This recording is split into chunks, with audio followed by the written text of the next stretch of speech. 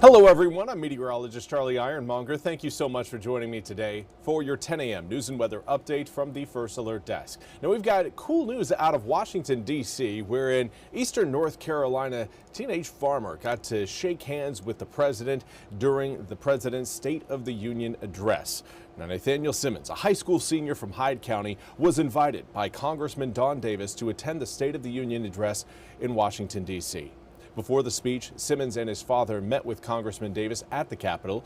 They talked about the high costs of farming and how hard it is for young farmers to get land and money. Simmons' family has farmed for 8 generations. His father started with 12 acres and grew the farm to more than 14,000 acres in eastern North Carolina. Simmons says he plans to keep the family farm going. Congressman Davis also introduced a bill in December to help young farmers get land and support they need to keep family farms going. Congressman Davis said, quote, "When young farmers succeed, agriculture thrives and rural communities across eastern North Carolina are stronger. If we are serious about protecting our national security, we must recognize young people like Nathaniel and invest in the hands that feed, clothe, and fuel American agriculture," end quote. And now we want to turn our attention to a drug trafficking arrest that happened in Pitt County yesterday. A 22-year-old Malachi Lawrence was arrested by Pitt County deputies yesterday. Warrants say Lawrence had kept over 100 oxycodone pills in a car. He was also found with marijuana, according to court documents. Now, Lawrence was taken to the Pitt County Jail, where he was found carrying oxycodone while in custody. He was charged with the following: possession with intent to sell and deliver marijuana, possession of controlled substances on prison or jail premises, 2 counts of trafficking opium or heroin, and maintaining a vehicle, dwelling, or place for controlled substances. Now, Lawrence is due in court tomorrow. And now we want to turn our attention to your forecast. Lots of rain coming in over the next, give it about 2 days. Maybe a little bit of rain early Saturday morning, but looking pretty good for Saturday afternoon. Here's a look at what we've got outside right now, though. Again, more rain further back towards the west, but eastern North Carolina is slowly just filling in with green. It is going to be a wet and soggy day today, which is good news. We are in need of the drops throughout eastern North Carolina. Most areas are about 3 to 5 inches shy of our average rainfall so far this year.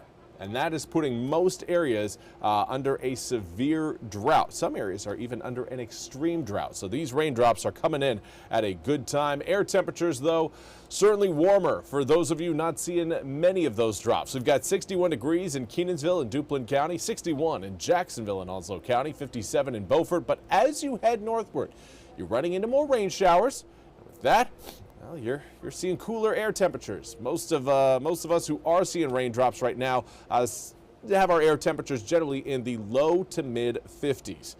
It will be wet throughout eastern North Carolina today, but some areas, again, we knew would see the rain showers earlier than others. Those of you watching along the Crystal Coast, enjoy the first half of today. Second half, you guys are going to be seeing those rain showers move in. Right now, strong winds for the Crystal Coast, 13-mile-an-hour sustained wind in Jacksonville, 20-mile-an-hour sustained wind in Beaufort.